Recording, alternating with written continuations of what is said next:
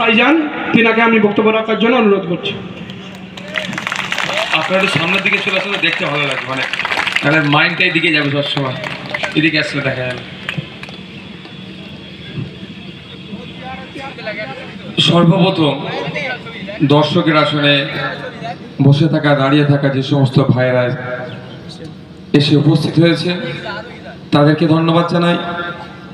আরো ধন্যবাদ জানাই অনেকে এখানে আসতে চাইলেও কিছু তৃণমূলের তোলাবাজ নেতাদের ভয়ে মিথ্যা কেস দেবে হয়তো এখানে এসে পৌঁছাতে পারেননি। বাজারে বসে আছি, আমাদের বক্তব্য শুনছে, আসার ইচ্ছে থাকলেও তারা পারেনি, কিন্তু বাজার পর্যন্ত এসেছে, ওখান থেকে শুনছে, তাদেরকে ধন্যবাদ জানাই। ধন্যবাদ জানাই আমার প্রশাসনের বন্ধুদেরকে, যাদের প্রচেষ্টায় আজকের এই প্রোগ্রাম সুষ্ঠুভাবে সম্পূর্ণ হতে চলেছে। আরও ধন্যবাদ জানাবো আমাদের কৃষ্ণনগর লোকসভা কমিটির যারা দায়িত্বশীলেরা আছে, তাদের প্রচেষ্টায় আজকে এই জনসভা সাফল্যের উচ্চ শিখরে পৌঁছাচ্ছে। বন্ধুগণ, আপনারা যারা উপস্থিত আছেন, দূরে কাছে যারা আছেন, মাইকের আওয়াজ যাচ্ছে, আগে আমাদের এটা জানতে হবে যে একটা এমপির কাজটা কি। পার্লামেন্টে গিয়ে মিডিয়ার সামনে গড় গড় করে ইংলিশ বলে দিলেন, সেটা একটা এমপির কাজ নয়। পার্লামেন্টে গিয়ে আপনার আমার ইস্যুটা কতটা রেজ ওখানে করছে। এই কৃষ্ণনগর লোকসভার হয়ে, এই কৃষ্ণনগর লোকসভার মানুষের চাওয়া পাওয়া, অভাব অভিযোগ, সেইগুলো কি ওখানে অ্যাড্রেস করছে, সেটা আমাদের জানতে হবে।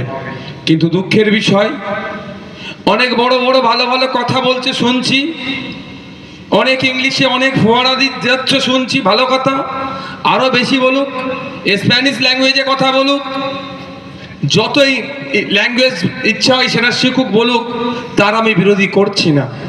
কিন্তু কৃষ্ণনগরের মানুষেরা যাকে ভোট দিয়ে পার্লামেন্টে পাঠালো, এই কৃষ্ণনগর লোকসভার মধ্যে 7টা বিধানসভার মানুষের ভৌগোলিক অবস্থান 7 রকম, তাদের সমস্যাগুলো যাতে সমাধান হয়, দেশের আইনসভার মধ্যে যাকে ভোট দিয়ে পাঠালো সে কি সে কাজটা করতে সক্ষম হয়েছে?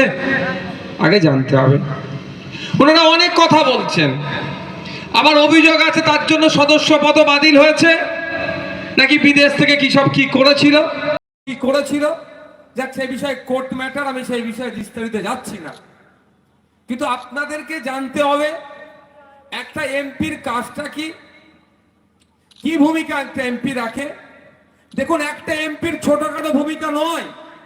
দেশের যেখানে আইন তৈরি হয় সেখানে আপনি আমি ভোট দিয়ে যাকে পাঠাচ্ছি, যে আইনগুলো তৈরি হবে বা যে আইনের মধ্যে সংশোধন হবে, বিয়োজন হবে বা যুক্ত হবে, সেইগুলো জনগণের বিপক্ষে না যায়, সেই জন্যই তাকে প্রহরীর ভূমিকা পালন করতে হবে। কিন্তু বন্ধুগণ, আমরা কি দেখছি, কৃষকদের বিরুদ্ধে বিল পাস হয়ে গেল, পার্লামেন্টে ভোট দিয়ে যাকে পাঠালাম, কৃষকদের হয়ে সওয়াল করা তো দূরের কথা, জানি না মমতা ব্যানার্জি না অভিষেক ব্যানার্জির কথা শুনে কৃষকদের বিরুদ্ধে বিল পাস হলো, উনি চুপচাপ ফিরে চলে আসলেন। তাহলে এখানকার কৃষকরা, সবজি বিক্রেতারা, তাহলে তাকে ভোট দিয়ে পার্লামেন্টে কেন পাঠালো? ভোট দিয়ে আমরা পাঠালাম, আমরা কৃষক, আমাদের দুর্দশার কথা পার্লামেন্টে তুলবে, আমরা মাস গেলে যে ইনকাম করছি, ইনকামটা যাতে বাড়ে, মধ্যখানে যে দালালদের রমরমা আছে এটা বন্ধ করতে হবে, কৃষকদের উৎপাদিত ফসলের সঠিক যাতে দাম পায়, কৃষক না আত্মহত্যা করে, কৃষকদের জন্য আরো বেশি ফ্যাসিলিটি দিতে হবে, এটা বলার জন্য মহামিত্র মহাশয়কে পার্লামেন্টে কৃষকরা পাঠিয়েছিল। কিন্তু তিনি সেটা বাদ দিয়ে কংগ্রেসের এক নেতার সাথে বসে পান করছেন, সেই কাজে তিনি ব্যস্ত হয়ে গিয়েছেন। 100 বার করুক আমার যায় আসে না, তিনি তার ব্যক্তিগত জীবনে কি করবে, কিন্তু কৃষকরা যে কারণে পাঠিয়েছিল সেটা তিনি ফুলফিল করা তো দূরের কথা, সে শব্দ খরচ করেনি। আজকে বলে বেড়াচ্ছে যে উন্নয়নের জোয়ারে ভেসে যাচ্ছে, সত্যি কথা উন্নয়নের জোয়ারে ভেসে যাচ্ছি, তার জন্য দেখুন প্রমাণ আপনাদের কাছে। উন্নয়নের জোরে ভাসছি না, উন্নয়ন তো নাকের ডগায় চলে এসেছে, এবার উপর দিয়ে যাবে। এটা ভাবুন, এখানে যে কটা বাড়ি আর ঘরদোর আছে আমি দেখছিলাম, একটু লক্ষ্য করছিলাম, হয়তো অনেকে যাতায়াতের সাইড দিয়ে যাতায়াত করে। এই রাজ্য সরকারের যেভাবে চলছে, পরিকল্পনাবিহীন একটা সরকার চলছে, কোন নির্দিষ্ট পরিকল্পনা নাই। এত বড় একটা সুন্দর মাঠ, এই মাঠটাকে পরিকল্পনা করে যা সভা সমাবেশের কাজ থেকে শুরু করে আরো 5টা সামাজিক অনুষ্ঠান থেকে শুরু করে এই মাঠটাকে খেলার উপযুক্ত করলে আগামী দিন এখানকার ছেলেরা ভারতবর্ষের হয়ে, বাংলার হয়ে প্রতিনিধিত্ব করবে বিভিন্ন ফিল্ডে, খেলার জগতে, সেটাও করতে পারত। সেই পরিকল্পনা নাই। এখান থেকে যে বৃষ্টি হলে পানির যে নিকাশির ব্যবস্থাটা এতটাই খারাপ হয়ে গিয়েছে, গত রাত্রে স্বল্প বৃষ্টি হওয়াতেই দেখুন কি অবস্থা। এটা শুধু এই চাপড়ার মার্কেটে নয়, সারা রাজ্যের অবস্থা এরকম আমাদের চোখে আগুন দিয়ে দেখিয়ে দিচ্ছে। তাই বন্ধুগণ, আপনাদের একটু এই খেলার কথা বললাম। আজকে হচ্ছে অ্যাথলেটিক্স ডে আছে, ওয়ার্ল্ড অ্যাথলেটিক্স ডে। ওই দিনটা আজকে উদযাপন করার অন্যতম কারণ হচ্ছে খেলার প্রতি মানুষকে বেশি আরো উৎসাহিত করার জন্য সেই দিনটা আছে বলে এটাকে আমি রিলেট করলাম। তো ভাবুন যে আমরা কোন জায়গায় আজকে আমাদেরকে এসে দাঁড় করিয়ে দিচ্ছে। একটা এমপি মহাশয়ের কাজ কি, তার ডিউটিটা কি ভাবতে হবে। শুধুমাত্র ফ্লাইট চড়ে দিল্লি চলে যাওয়া নয়, রাজধানীতে এসি চড়ে দিল্লি যাওয়া নয়। একটা এমপির কাজ হচ্ছে সর্বপ্রথম তার নির্বাচনী ক্ষেত্রের যে সমস্যাগুলো আছে সেটাকে নোট ডাউন করে পার্লামেন্টে গিয়ে কনসার্ন ডিপার্টমেন্টাল মিনিস্টারের মাধ্যমে যেই সরকারে থাকুক না কেন তাকে জানানো, আর সরকার পক্ষের কাজ হবে সেটাকে নোট ডাউন করে যেই সমস্যাগুলো আছে সেটাই সমাধান করা। দ্বিতীয় গুরুত্বপূর্ণ কাজ কি, যে বিলগুলো পার্লামেন্টে পাস হচ্ছে বা অ্যামেন্ডমেন্ট হচ্ছে, সেই বিল যদি জনগণের বিপক্ষে যায় স্ট্রংলি তার অপোজ করা, আর যদি জনগণের পক্ষে আসে আরো বেশি কিছু ভালো বলে সেই বিল যাতে জনগণের স্বার্থে কাজে লাগে তার জন্য ভাবা।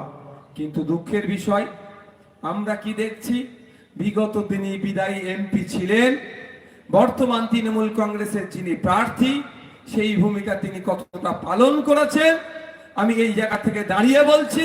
এই কোন চারানার নেতা নাকি শুনছিলাম, গতকালকে একটা ভিডিও দেখছিলাম, নাকি হুমকি হামকা দিচ্ছে, তাকে শুধু বলে রাখবেন তোমার বদদাদুর নাম হচ্ছে অনুব্রত মণ্ডল, সে এখন তিহার জেলের ভাত খাচ্ছে। তার উপরে যদি কেউ দাদু থাকতো, শাহজাহান খালির মুকুটবিহীন, সন্দেশ খালির মুকুটবিহীন সম্রাট, আজকে সে জেলের ভাত খাচ্ছে। তোমার জন্য আগামী দিনে প্রেসিডেন্সি জেলের কিন্তু বেড খালি করে রাখা আছে।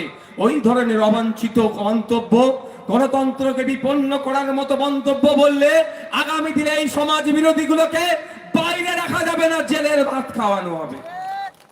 তাদের বলবেন দম থাকে তো 5 বছরের এমপি কি 4.5 বছরের এমপি পার্লামেন্টে কৃষ্ণনগরের মানুষের হয়ে কটা শব্দ খরচ করেছে, কৃষ্ণনগরের মানুষের চাওয়া পাওয়ার কথা কটা পার্লামেন্টে বলেছে। মহুয়া মিত্র মহাশয়কে শ্বেতপত্র প্রকাশ করতে বলুন। সাহস থাকলে যদি সত্য করে থাকে, একটা এমপি বছরে 5 কোটি টাকা পায় ডেভেলপমেন্টের জন্য, তার নির্বাচনী ক্ষেত্রের উন্নয়নের জন্য 5 বছরে 25 কোটি টাকা, তো মহুয়া মিত্র মহাশয়া এই 25 কোটির মধ্যে কোথায় কি খরচ করেছে, না ওই চারানার নেতারা কাটমানি খেয়েছে, তারও শ্বেতপত্র প্রকাশ করা হোক। করুক না। আরে 5 বছরে কি কাজ করি সেটা দিতে পারবে না? আমি তো 3 বছরের মাথায় বলছি না, তার পিরিয়ড শেষ হয়েছে, যদিও এখন তার সদস্যপদ বাতিল হয়ে গিয়েছে, কিন্তু তিনি যতটা টাইম পেয়েছেন সেই টাইমে কি করেছেন তার তো দেখাতে হবে। দেখবেন ঠিক মতো দেখাতে পারছে না। আমি ভাঙড় থেকে নির্বাচিত হয়ে এসেছি, নির্বাচিত হওয়ার পর থেকে আমার তৃণমূলের বন্ধুরা আমার সম্পর্কে অনেক মন্তব্য করেছে। আমি ভাঙড়বাসীর উদ্দেশ্যে বার্তা দিয়ে রেখেছিলাম যে আমার পিরিয়ড শেষ হওয়ার সাথে সাথে আমার বছরে 60 লাখ টাকা এখন 70 লাখ হয়েছে, সেই 10 লাখ কিন্তু আমার জন্যই লড়াই করে প্রতিটা এমএলএ বছরে তার উন্নয়নের, তার নির্বাচনী ক্ষেত্রে উন্নয়নের জন্য বেড়েছে। এখন 70 লাখ করে হয়েছে। তাই আমি ভাঙড়বাসীকে বার্তা দিয়ে রেখেছি, আমার পিরিয়ড শেষ হবার সাথে সাথেই এই আমার মাধ্যমে অর্থাৎ এমএলএ কোটায় যে টাকা আসে, কোথায় কি কত টাকা খরচ করেছি, টোটাল হিসাবটা খামের মধ্যে ভরে বাড়ি বাড়িতে আমি পৌঁছে দেব। পারবেন মহামিত্র মহাশয়া, পারবেন মমতা ব্যানার্জি মহাশয়া, পারবেন অভিষেক বাবু, তার দলের পক্ষ থেকে যে এমপি গুলো দাঁড়িয়েছিল বিগত 5 বছরে জনগণের ট্যাক্সের টাকা, জনগণের উন্নয়নের জন্য যেটা এসেছিল, এই 25 কোটি টাকা কোথায় কোথায় খরচ করেছে তার শ্বেতপত্র প্রকাশ করে বাড়িতে পৌঁছানো দরকার নয়, মার্কেটে মার্কেটে পোস্টার করে ঝুলাতে পারবে? আমি দায়িত্ব নিয়ে বলছি পারবে না। কারণ আপনারা জানেন না কি খেলা খেলেছে ভিতরে। 100 দিনের কাজে নিয়ে খুব সমস্যা হচ্ছে, দেখছেন তো, টাকা পাচ্ছি না আমরা কাজ করেছি। দেখুন মমতা ব্যানার্জির কিছু হলেই সুপ্রিম কোর্টে ছিলেন অভিষেক বাবু, উনার মমতা ব্যানার্জির ভাইপো সেন্ট্রাল এজেন্সিরা তদন্ত করতে পারে, এই তদন্ত আটকানো দরকার। চাকরি চুরি করেছে, ইডি সিবিআই না তদন্ত করতে পারে। বাচ্চাদের রেশন চুরি করেছে, ইডি সিবিআই না তদন্ত করতে পারে। সন্দেশখালীর জমি জায়গা থেকে শুরু করে যেভাবে ওখানে অত্যাচার করেছে, সিবিআই না তদন্ত করে। এটা আটকানোর জন্য সুপ্রিম কোর্টে ছুটে চলে যাচ্ছে। কিন্তু সুপ্রিম কোর্টে যাচ্ছে, আমি তার বিরোধিতা করছি না, কিন্তু জনগণের যে টাকাটা জনগণ পাচ্ছে না, আবাস যোজনা থেকে শুরু করে 100 দিনের কাজের টাকাটা পাচ্ছে না, এর জন্য কি একবারও সুপ্রিম কোর্টে গিয়েছে? কেন যায়নি? ডাল মে কুছ কালা হ্যায়। শুভেন্দু অধিকারী অনেক চিৎকার করছে, আবাস যোজনা নিয়ে দুর্নীতি হয়েছে বলে অনেক চিৎকার করছে, কিন্তু শুভেন্দু অধিকারী কিন্তু তৃণমূলের নেতাদেরকে ধরে জেলের মধ্যে ভুরছে না। কারণ পুরাতন ভালোবাসা একটু মনে আছে তো, ওরা কিন্তু ঠিক জায়গায় কথা বলছে না। কি আমাদেরকে বোকা বানাচ্ছে? দিল্লি গেল আন্দোলন করলো, কলকাতায় আন্দোলন করলো, সব করলো, আমি বিরোধিতা করছি না। সংবিধানে উল্লেখ আছে রাষ্ট্রের সাথে, কেন্দ্র সরকারের সাথে রাজ্য সরকারের কোনো সংঘাত হলে, রাজ্যে কোনো সংঘাত হলে সুপ্রিম কোর্টে যেতে পারে সমাধান করার জন্য। এক্ষেত্রে মমতা ব্যানার্জিদের ভাষাই বলছি, ওই কি শেখ যে ডায়লগ বাজি করছিল তাদের ভাষাতেই বলছি যে বিজেপি সরকার নাকি টাকাটা আটকে রেখেছে, তো টাকাটা ছাড়ানোর জন্য কোর্টে গিয়ে মামলা করা দরকার। তো তোমার ভাইপোকে সিবিআই ইডি না তদন্ত করে তার জন্য সুপ্রিম কোর্টে যে মামলা করছো, আর আমার চাচা কাজ করে টাকা পাচ্ছে না, আমার কাকির মাথার উপরে ছাদ নাই, ছাদটা বার করার জন্য, বাড়িটা বার করার জন্য মামলা করতে পারছো না। কারণটা কি? গোড়াই তো গলত করেছে। আপনাদের বলি এরা কি লেভেলের দুর্নীতি করেছে। যে ধরুন না, এখানে আজকে বৃষ্টি হয়েছে, তো যদি পুরো মাঠটাই আজকে পানি জমে যেত, কাজ করতে পারতো 100 দিনের কাজ পরিষ্কার জন্য। এই ধরনের ঘটনা আছে। আমি বলে যাচ্ছি, কি শেখ না কি আছে, বড় বড় ডায়লগ দেয়, তার মাধ্যমে তার নেত্রীর কাছে খবর পৌঁছে দিতে বলবেন, এই মহামিত্র মহাশয়ের কাছে খবর পাঠাতে বলবেন, এই মমতা ব্যানার্জির কাছে বলবেন, অভিষেক ব্যানার্জির কাছে। নওশাদ সিদ্দিকী এসেছিল, এই চপড়া বাজারে এসে বলে গিয়েছে, এমন দেখা গিয়েছে বন্যা হয়েছে, সকালে সব জায়গায় পানি আর পানি, জলমগ্ন হয়ে গিয়েছে। এই মমতা ব্যানার্জির দলেরা, এই মহামিত্র চোরের দলেরা 100 দিনের ওখানে কাজের লিস্টের টাকা তুলেছে। যেখানে বন্যা হয়ে গেছে 100 দিনের কাজ কি করে হবে ভাই? এই মমতা ব্যানার্জির চোরের দলেরা, মমতা ব্যানার্জির দলটা তো ম্যাক্সিমাম চোরে ভর্তি। যদি আমি ভুল বলি আমার বিরুদ্ধে মামলা দিতে বলবেন। এই দেখুন এখানে একটা বড় ক্যামেরা লাগানো আছে, এটা ইলেকশন কমিশনের। আমি একটা শব্দ ভুল বললেই দেখবেন মমতা ব্যানার্জি দলের লোকেরা গিয়ে আমার নামে কমপ্লেন করবে। পারলে করুক, সাহস থাকলে। আমার কাছে তথ্য তো আছে, ওই জন্য বলছি। তো বন্যা হয়েছে সেই জায়গাতেও বলেছে 100 দিনের কাজ করেছি। এগুলো দুর্নীতি নয়? এইগুলো কেন্দ্র সরকার ধরে ফেলেছে। খাল খনন দেখিয়েছে, এত খনন দেখিয়েছে খাল, সেই মৌজাতে আর মনে হয় কোনো ভালো জমি নাই, সব খাল হয়ে গেছে। একটা মৌজায় কম জমি থাকে, কিন্তু এত দেখিয়েছে, চুরি করতে করতে গাডারের মতো টেনে গেছে, যতক্ষণ না ছিঁড়েছে ততক্ষণ টেনেছে। ওই মৌজাতে আর ভালো জমি নাই, সব খাল হয়ে গেছে। এইরকম করে দুর্নীতি করেছে, এর ফলে টাকাটা বন্ধ করেছে।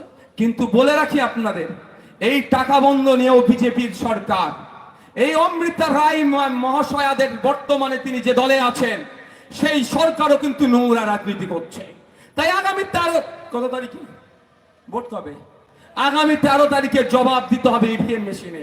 আপনাদের বলে রাখি, 100 দিনের কাজের আইনে উল্লেখ আছে, যেখানে 100 দিনের কাজে দুর্নীতি হবে কেন্দ্র সরকার সেটা তদন্ত করবেন।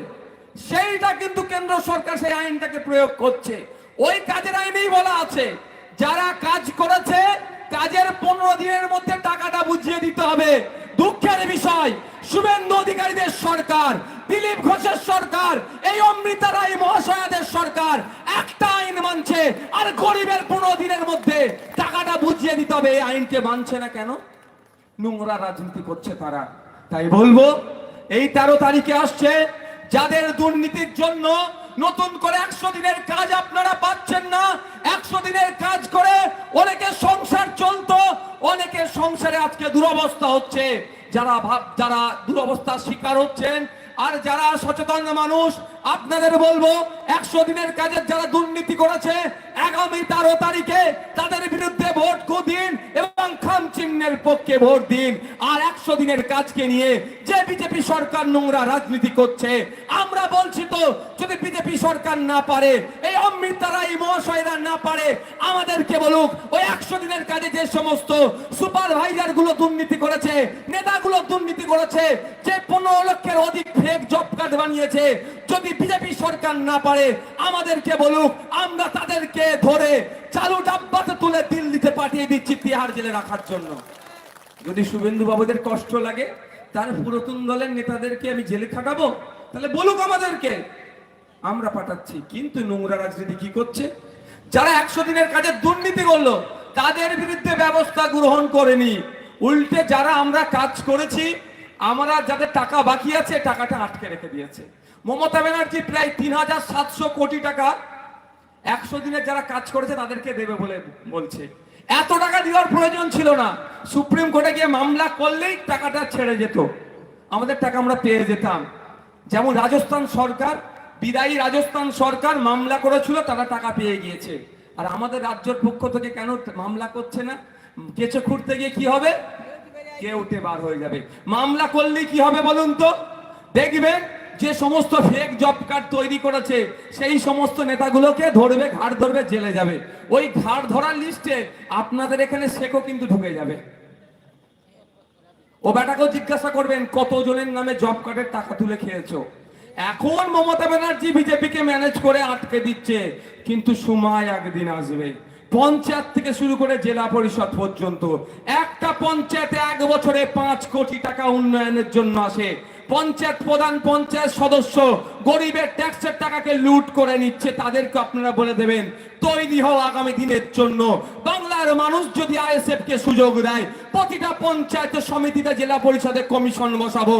যে সমস্ত টাকা লুট করে কেউ বাড়ি বানিয়েছে, কেউ কৃষ্ণনগরের সিটিতে জমি কিনেছে, হাইওয়ের ধারে জমি কিনেছে, লরি কিনেছে, তাদের বলুন প্রস্তুত থাকুন, আগামী দিনে কমিশন বসবে। অবৈধ যে সমস্ত ইনকাম গুলো করেছে, জনগণের ট্যাক্সের টাকা থেকে যেগুলো যারা নিজেদের অ্যাসেট ভাবে বানিয়েছে, সেইগুলোকে আমরা কি করব? নিলামে তুলে আবার কোষাগারে জমা দিয়ে ওই টাকা আবার জনগণের জন্য খরচ করব। শুনিয়ে দেবেন তাদেরকে। এখন মমতা ব্যানার্জি বিজেপির হাতে পায়ে ধরে হয়তো তোমাকে বাঁচিয়ে নিচ্ছে, কতদিন বাঁচাবে? সময় আসছে, এই বীজে মুলি ডুববে।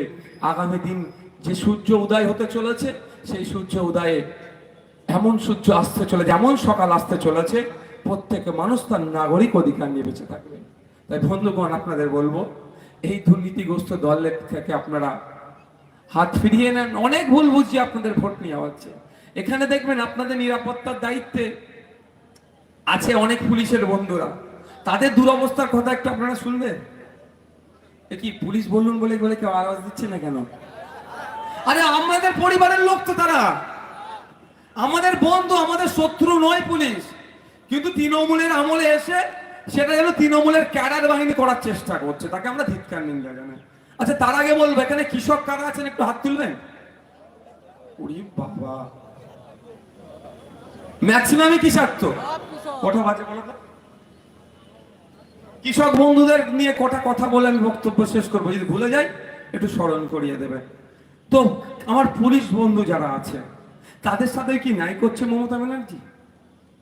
খোঁজ নিয়ে দেখুন, সরকারি কর্মচারীদের 8 ঘন্টা ডিউটি, কতক্ষণ ডিউটি করাচ্ছে? 16 ঘন্টা করিয়ে দিচ্ছে। উল্টে যে কেন্দ্রীয় সমরে যে ডিএ পাওয়ার দরকার তাদেরকে দিচ্ছে না, সরকারি কর্মচারীদের ডিএ দিচ্ছে না। এটা সরকার চলছে না, একটা সার্কাস চলছে। আমি আবার রিপিট করছি, পশ্চিম বাংলায় এটা সরকার চলছে না, এটা একটা সার্কাস চলছে। যার যেটা দায়িত্ব তাকে না দিয়ে ভুলভাল দায়িত্ব পালন করাচ্ছে, আর পুলিশকে শুধু কাজে লাগাচ্ছে। নওশাদ সিদ্দিকীদের দলে কারা আছে, মিথ্যা মামলা দিয়ে কিভাবে জেল খাটানো যায় সেই কাজটা করো। পুলিশকে কাজ দেওয়া দরকার ছিল, যেই দলেরই হোক না কেন, অবৈধ অস্ত্র শস্ত্র বোম গুলি পিস্তল দিয়ে যারা রাজনীতি করছে সেইগুলোকে বন্ধ করা। কিন্তু তার পরিবর্তে পুলিশকে কি বলছে, ওই আইএসএফ যারা করছে খুঁজে খুঁজে দেখো আর মিথ্যা কেস দাও। তা বলবো আপনাদেরকে, তা পুলিশদের ভাইদেরও কিন্তু ডিএ থেকে সরকারি কর্মচারীদের ডিএ পাচ্ছে না। এই অন্যায়ের বিরুদ্ধে আমাদের কি বলতে হবে? এই পুলিশ আমাদের পরিবারের বাইরে কেউ নয়। সাথে সাথে এটাও বলবো, সিভিক ভলেন্টিয়ারদের দেখেছেন তো আপনারা? এখানেও আছে কিছু, দেখেছেন তো? সিভিক ভলেন্টিয়ার গুলো কারা? আপনার আমার বাড়ির ছেলেরা তো, এবং উচ্চ শিক্ষায় শিক্ষিত এরা। কিন্তু দুঃখ লাগছে এটাই, সমকাজে সমবেতনের বারবার দাবি আমি বিধানসভায় করেছি। আমার সিভিক ভাইরা কোনো অংশে একটা কনস্টেবলের থেকে কোনো অংশে কম ডিউটি পালন করছে না, কিন্তু এদেরকে খেটিয়ে নিচ্ছে, এদের শ্রম চুরি করছে অপদার্থ মুখ্যমন্ত্রী, এদের প্রাপ্য এদেরকে বুঝিয়ে দিচ্ছে না। তাই বলবো, এই সরকারকে জবাব দিতে হবে। যদি জবাবটা কোথায় কিভাবে দেবে? আঙুলের মাধ্যমে দিতে হবে। যদি আপনারা এই 13 তারিখে আপনাদের আঙুলের খেলাটা যদি ঠিকঠাক ভাবে পালন করতে পারেন, ওরা বলে না খেলা হবে খেলা হবে, ঠিক জায়গায় যদি আঙুলটাকে খেলে দেন, আমি আপনাদেরকে বলছি, এই কৃষ্ণনগরের মানুষদেরকে, এই চাপড়ার মানুষকে হেভি ট্রিটমেন্ট নেওয়ার জন্য কলকাতার পিজিতে আর যেতে হবে না। আমাদের আফরোজা মন্ডল আপনাদের জন্য পার্লামেন্টে গিয়ে বলবে, এই কৃষ্ণনগরে এমস এর মতো হসপিটাল করতে হবে, এই কৃষ্ণনগরে কলকাতার পিজির মতো হসপিটাল করতে হবে, এই কৃষ্ণনগরে এসএসকেএম এর মতো হসপিটাল করতে হবে, চিত্তরঞ্জনের মতো বড় হসপিটাল তৈরি করতে হবে। এই নির্বাচনী ক্ষেত্রে এই দাবিটা আগামী দিনে দিয়ে করবে। আপনারা বাবু, আপনারা যদি চান সঠিক জায়গায় আপনার আঙুলের ক্ষমতা যদি প্রয়োগ করতে চান, আগামী দিনে আপনি কৃষক, আপনার মাসিক গড়াই যদি বাড়াতে চান, আপনি শ্রমিক, আপনার মজুরি যদি বাড়াতে চান, আপনার হয়ে কথা যদি বলতে চান, আপনার বাড়ির যে আবাস যোজনা পাওয়ার দরকার ছিল, আপনার পরিবর্তে এই সেকেদের দলের লোকেরা 30,000 40,000 টাকা দিয়ে তাদের পরিবারের লোকজন বা তাদের যারা দল করে তাদেরকে পাইয়ে দিচ্ছে, আর গরিব মাটা পাচ্ছে না। এর বিরোধিতা যদি করে, প্রকৃত গরিব যার বাড়ি পাওয়ার দরকার সে যাতে বাড়ি পায়, 100 দিনের পরিবর্তে 200 দিনে যাতে কাজ হয়, এবং যে মজুরি আছে সেটাকে বেরিয়ে 400-র উপরে যাতে করা যায়, এই আওয়াজটা যদি পার্লামেন্টে পৌঁছাতে চান, তাহলে বলবো ওই শুভেন্দু অধিকারীদের প্রাক্তন দলকেও ভোট দেওয়ার দরকার নাই, শুভেন্দু অধিকারীর বর্তমান দলকেও ভোট দেওয়ার দরকার নাই। আপনার আস্থার প্রতীক খান চিহ্নকে ভোট দিয়ে আফরোজা মন্ডলকে আপনারা পার্লামেন্টে পাঠান। আপনাদের হাতে নির্ভর করছে। দেখুন, একটা কথা বলে যে চাওয়ালা নাকি প্রধানমন্ত্রী, বলে তো, কিন্তু কারো আমি দেখলাম না এমন এক সিঙ্গেল পার্সন যার সৌভাগ্য হয়েছে মোদিজি কোথা থেকে চাটা বিক্রি করছিল সেটা দেখার, তাই তো? আর কারো সৌভাগ্য হলো না মোদিজির চাটা কিনে খাওয়ার। কিন্তু আমি কন্ট্রোভার্সিতে যাচ্ছি না, আমি বিতর্কে জড়াচ্ছি না, শুধু এতটুকু কথা বলতে চাই, মোদিজির কথাটা যদি সঠিক হয়, একটা জিনিস কিন্তু এখান থেকে এস্টাবলিশ হচ্ছে যে চাইলে, জনগণ চাইলে দেশের প্রধানমন্ত্রী একটা চাওয়ালা হতে পারে, জনগণ চাইলে। এটা আপনাদের ভাবতে হবে। মোদিজির জন্য আপনারা নয়, মমতা দিদির জন্য আপনারা নয়, মহুয়া মিত্রর জন্য আপনারা নয়, আপনাদের জন্য এমপি, আপনাদের জন্য এমএলএ, আপনাদের জন্য মিনিস্টার, আপনাদের জন্য চিফ মিনিস্টার, আপনাদের জন্য প্রাইম মিনিস্টার। আপনারা চাইলে আপনারা তৈরি করেন, আপনারা তৈরি করেন। কিন্তু দুঃখের বিষয়, ভোটের সময় এসে যেভাবে এই অমৃতা রায় মহাশয়ারা, মহুয়া মিত্র মহাশয়ারা যেভাবে এসে কাকা জ্যাঠা মাসি পিসি ফুফু চাচা খালা বলে যেভাবে ভোট চাই, আমাদের তো নরম দিল এরা গলে যায়, এ আমার জন্য এবার কাজ করবে। কিন্তু ভোটটা মিটে যাওয়ার পরে সেই আপনি একবার ফোন করুন এই সমস্যাটা নিয়ে, যে আমার বাড়ির সামনে এখানে পানি জমে গিয়েছে, আচ্ছা দেখছি। আর এটা যে ভোট, এটা যদি তার ভোটের সময় আসতো, যদি খবর যেত, ব্যবস্থা করে দিত। কিন্তু এটা হয়ে যেত আজকে আইএসএফ এর না প্রোগ্রাম থাকলে। এই বলছে এরপরে হয়তো নাও করতে পারে, বলে ফেলে ধরে ফেলবে। এই সমস্যার সমাধান হয়ে যেত আজকে যদি আমাদের প্রোগ্রাম থাকতো। তো ভোটের সময় এসে যেভাবে আপনাদের কাছ থেকে দাঁড়ে দাঁড়ে এসে ভোট চাইছে, আর ভোট মিটে গেলে 4.5 বছর দেখা পায় না। 4.5 বছর ভোটাররা ফোন করলে কোনো সইয়ের প্রয়োজন আছে, কোনো সার্টিফিকেটের প্রয়োজন আছে, কোনো রেকমেন্ডেশনের প্রয়োজন আছে, আর খুঁজে পাওয়া যায় না। তাই আপনাদের বলবো, ভাবুন, আপনাদের ভোটে প্রধানমন্ত্রী তৈরি হয়, আপনাদের ভোটে আপনি মুখ্যমন্ত্রী তৈরি করেন, আপনি এমপি তৈরি করেন। তো আপনার হয়ে কথা বলার জন্য আমরা আপনাদের হাতে তুলে দিচ্ছি আপনাদের এলাকার একজন সচেতন নাগরিক। তাকে আপনারা যদি পার্লামেন্টে পাঠান, ঠিক যেমন আপনাদের দাঁড়ে দাঁড়ে গিয়ে কাকা জ্যাঠা মামা পিসি চাচা খালা বলে ভোট চাইছি, 5 বছর ধরে আপনাদের দ্বারে এমপি গিয়ে তার পক্ষ থেকে যে পরিষেবা দেওয়ার দরকার সেটা করবে। এটা দায়িত্ব আমি নিচ্ছি। সাথে কি হবে আপনাদের বলে রাখি, ইনি ভোটে দাঁড়াচ্ছেন, নমিনেশন করবেন, তার সাথে সাথে আমাদের অফিসেও কিন্তু একটা করে কপি জমা হবে ইনার সম্পত্তি কত। আপনারা ভোটে জিতিয়ে পার্লামেন্টে পাঠালে প্রতি বছরে বছরে আমরা ইনার সম্পত্তি আমরা চেক করব। প্রতি বছরে বছরে আমরা জমা নেবো পেপার। যদি দেখি আয়ের সাথে ঠিক আছে, ইনকাম যেটা করেছে ঠিক আছে, আর যদি আয়ের বহির্ভূত হয়ে যায় জবাবদিহি করব। যদি না দিতে পারে বলবো টাটা বাই বাই, অনেক মানুষের জন্য উপকার করেছো, আইএসএফ এর জন্য তোমার দরজা বন্ধ। এটা পারবে মমতা ব্যানার্জি? এটা অভিষেক ব্যানার্জি পারবে? মমতা ব্যানার্জিও পারবে না, অভিষেক ব্যানার্জিও পারবে না। উনি শুধু বারবার একটা কথা বলেন মমতা ব্যানার্জি, কি বই লিখেছে, বইয়ের কি ওটাকে কি বলে, বইয়ে যে বই লিখেন ওই বইয়ের সত্য থেকে উনি টাকা আসেন। আমি শুধু ভাবি কে কটা ওনার বই কিনেছে আর কারা কিনেছে।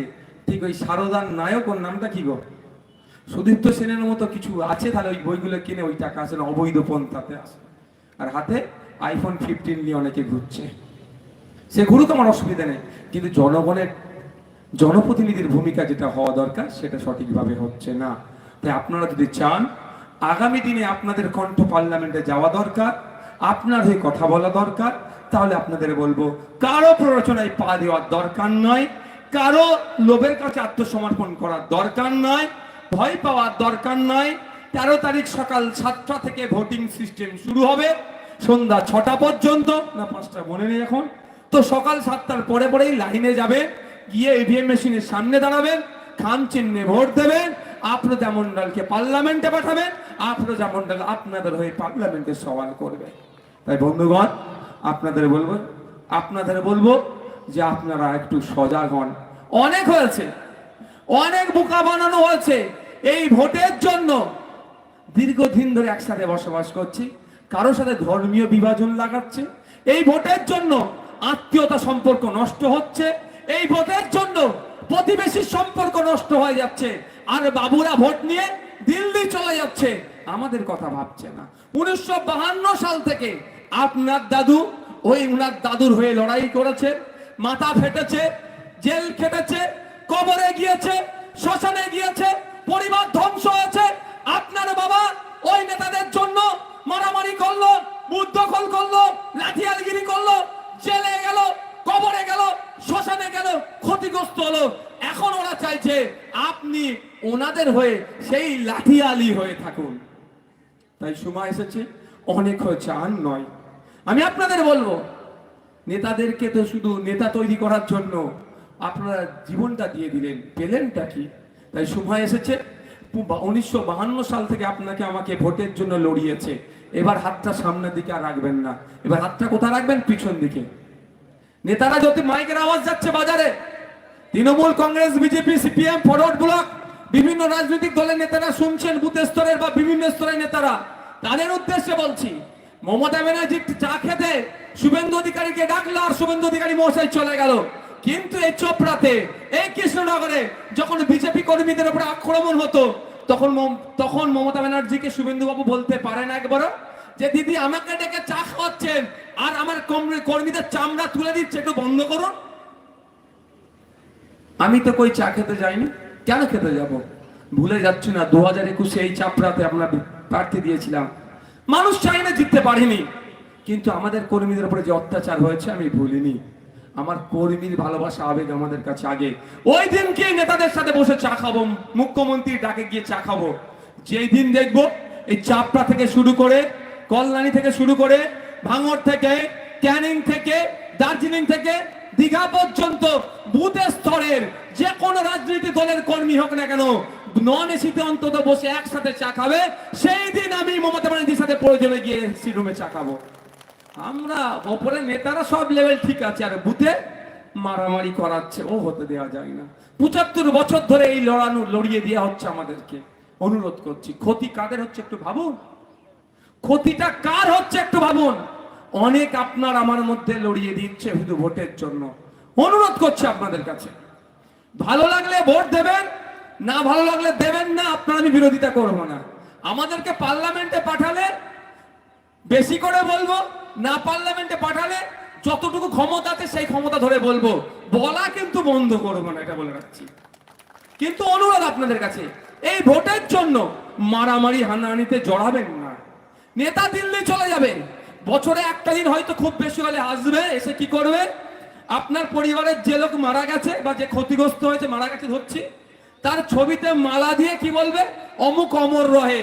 বাকি 364টা দিন তার কিভাবে যাচ্ছে, তার পরিবারের কিভাবে দিন কাটছে, ভিক্ষা করে খাচ্ছে না কি করে খাচ্ছে, নেতা কিন্তু দেখতে যায় না। তাই সময় এসেছে এইগুলো থেকে একটু জাগ্রত হতে হবে।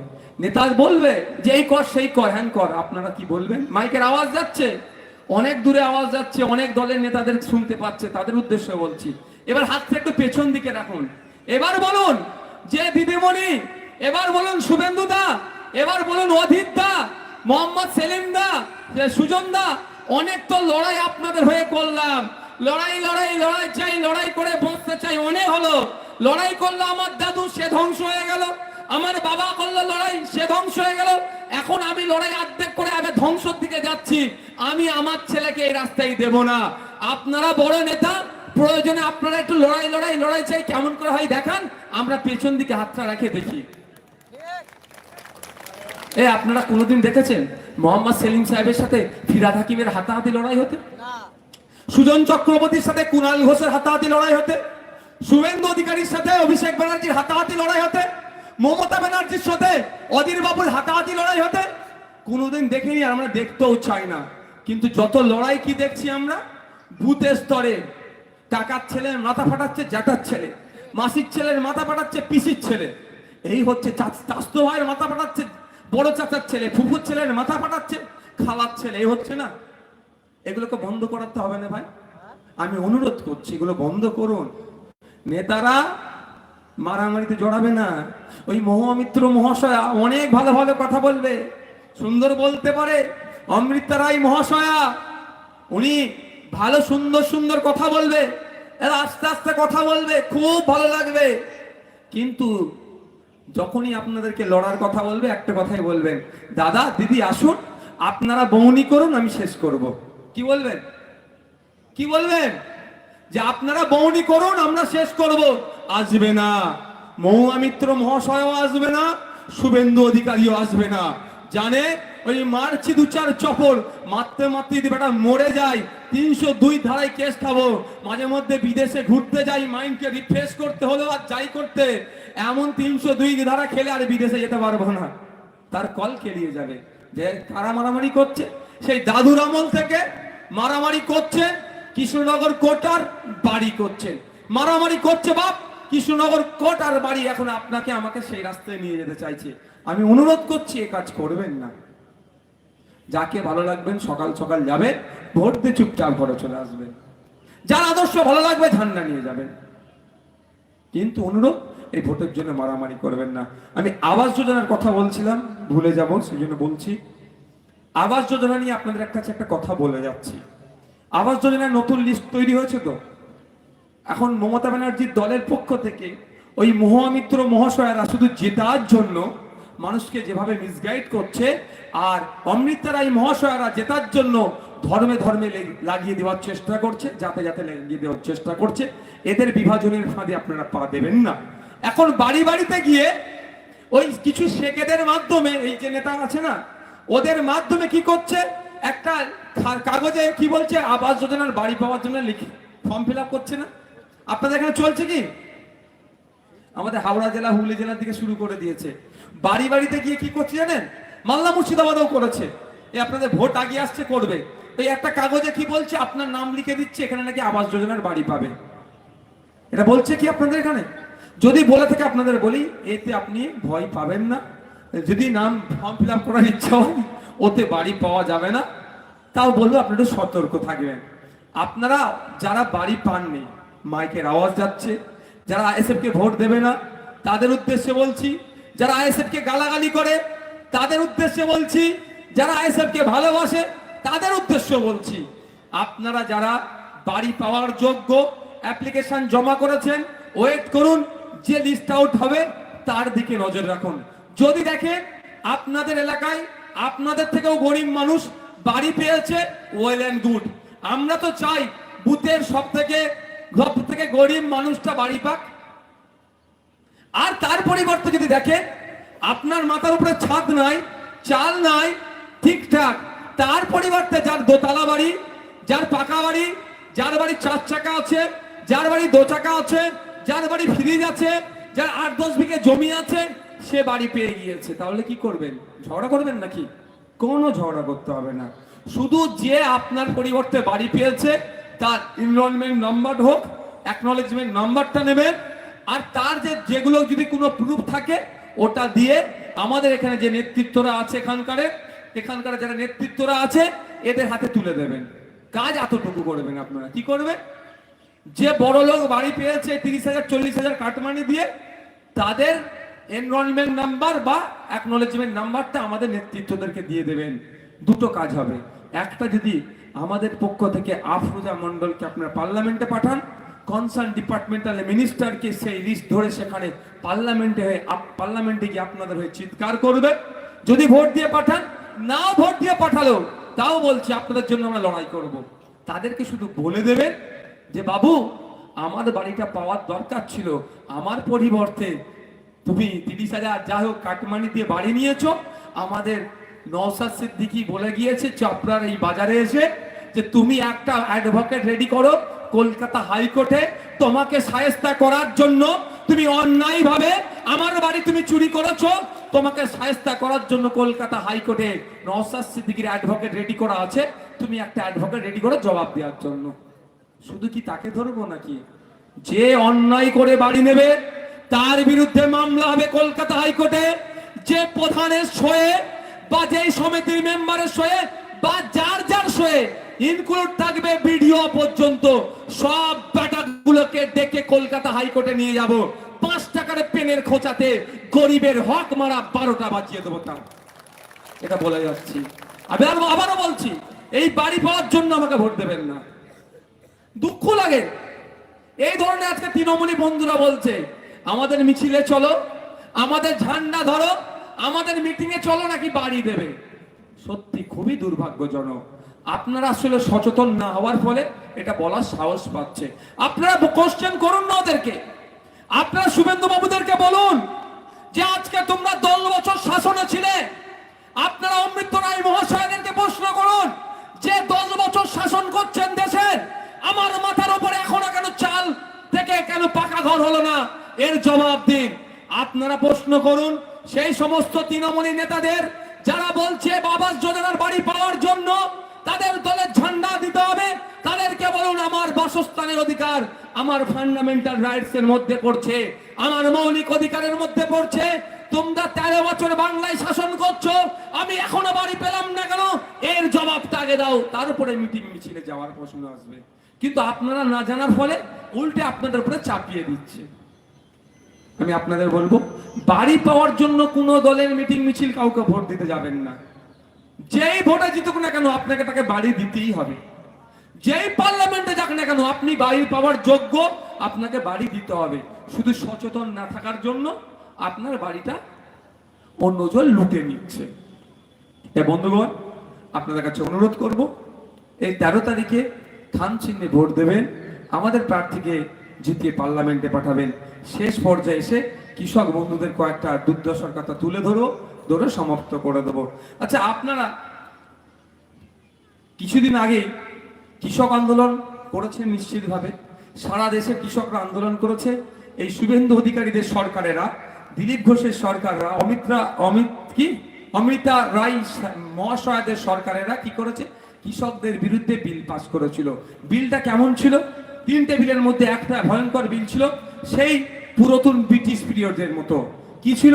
নীল চাষীদের সাথে যেভাবে নীলকর সাহেবরা অর্থাৎ ব্রিটিশরা যেভাবে দমন পীড়ন করত, অত্যাচার করত, শোষণ করত, সেই ধরনের বিল আনতে চেয়েছিল। কর্পোরেটদের দ্বারা আমরা কৃষকরা শোষিত হবে, এই জন্য সারা দেশে আন্দোলন হচ্ছিল। যে বিজেপি সরকার কৃষকদের বিরুদ্ধে বিল পাস করিয়েছিল, সেই বিজেপি সরকারের বিরুদ্ধে কৃষকদেরকে কিন্তু ভোট দিতে হবে। আর এটার সাথে ভুলে যাচ্ছি না, কৃষকদের স্বার্থে আঘাত লেগেছিল, কৃষকরা সারা ভারত বন্ধের ডাক দিয়েছিল। পশ্চিম বাংলার কৃষকদের স্বার্থে, ভারতবর্ষের কৃষকদের স্বার্থে আমরাও কৃষকদের ডাকা বন্ধকে সমর্থন জানিয়ে রাস্তায় নেমেছিলাম বন্ধকে সফল করতে। কিন্তু সেই সময় এই মহুয়া মিত্র দলের সাহেবরাদের দলের কিছু গুন্ডা মস্তানরা রাস্তায় নেমে এই আমাদের উপর আক্রমণ করেছিল, কৃষকদের উপর আক্রমণ করেছিল।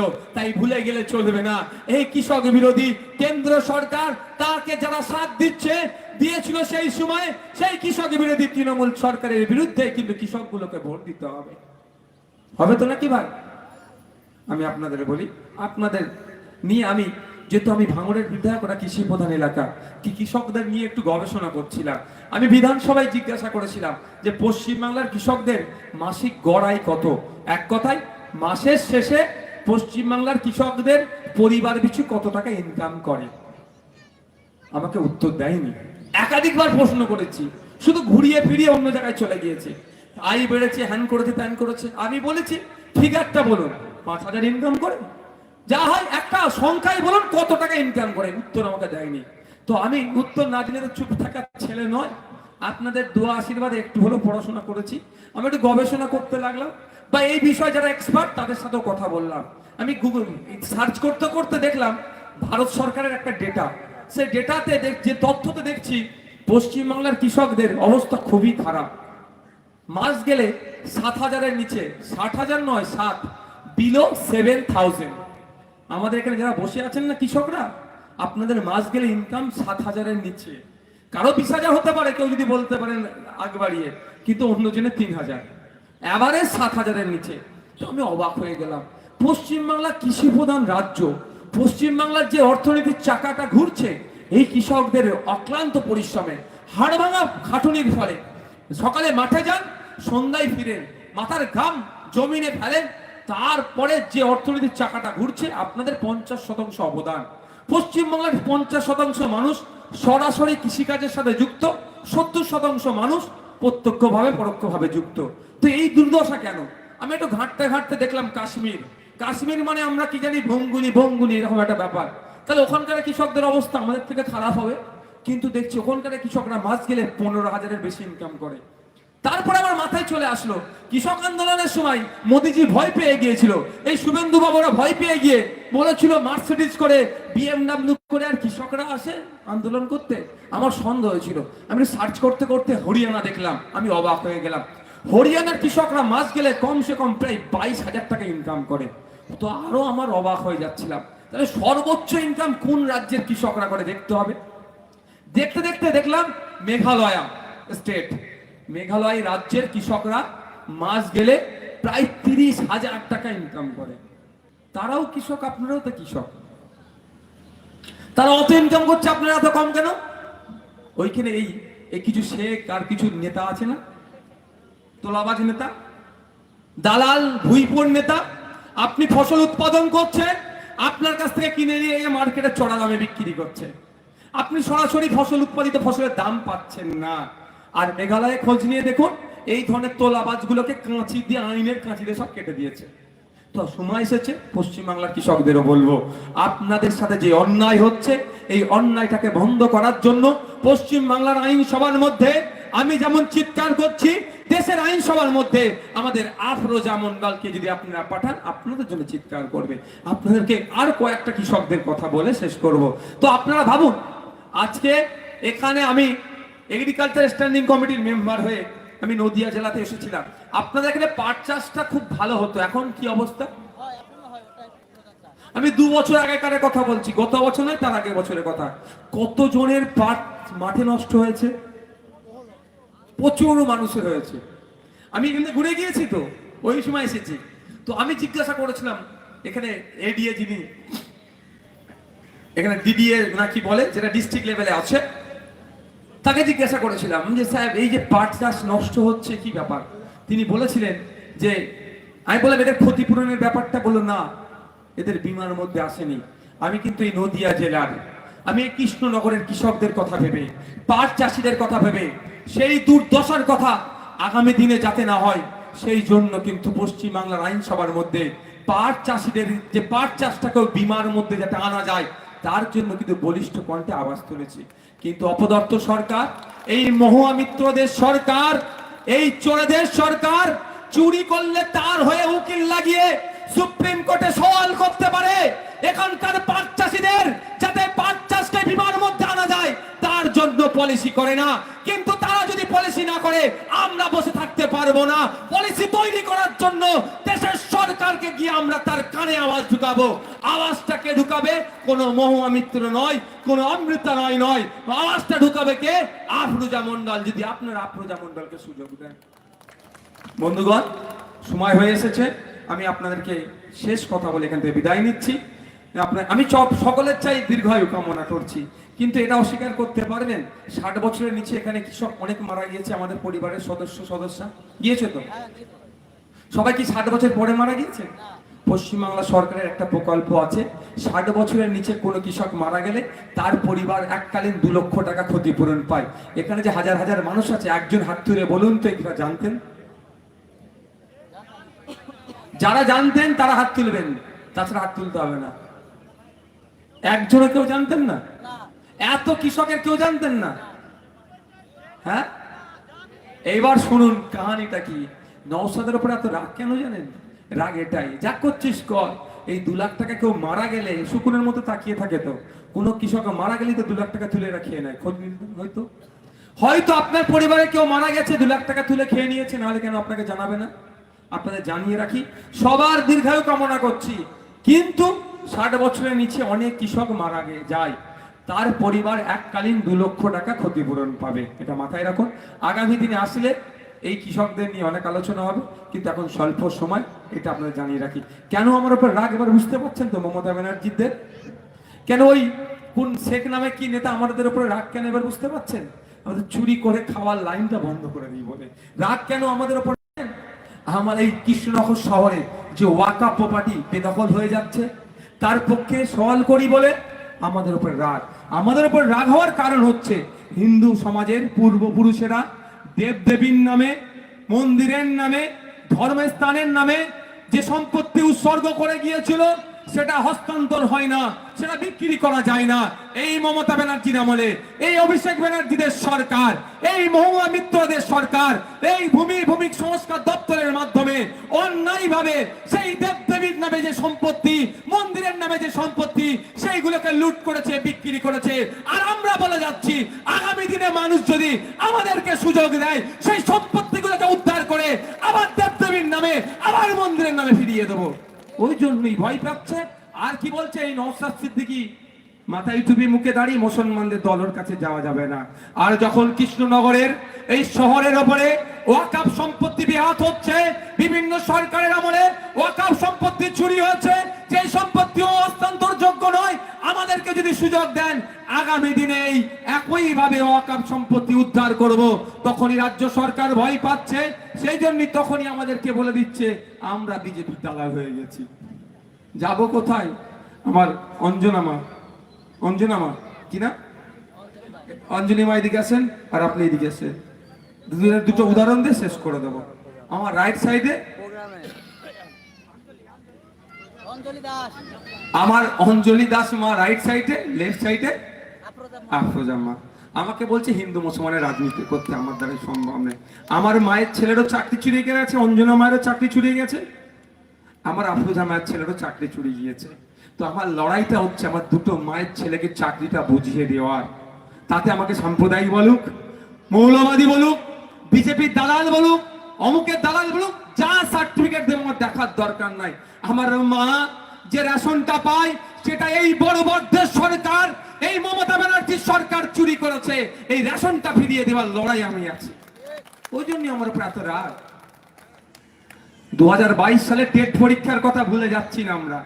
মমতা ব্যানার্জি দেখাতে চেয়েছিল তিনি সততার প্রতীক, স্বচ্ছতার প্রতীক।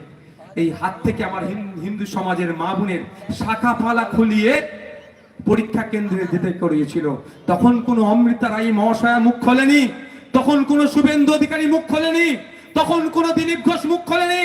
এই যাকে দাঁড়ি টিপি বলে দেখে দেওয়ার চেষ্টা করছে সর্বপ্রথম নওশাদ সিদ্দিকী কেন আমার হিন্দু সমাজের মা বোনের হাত থেকে শাখা পালা খুলিয়ে পরীক্ষা কেন্দ্রে ঢুকালো, তার বিরোধিতা করেছি।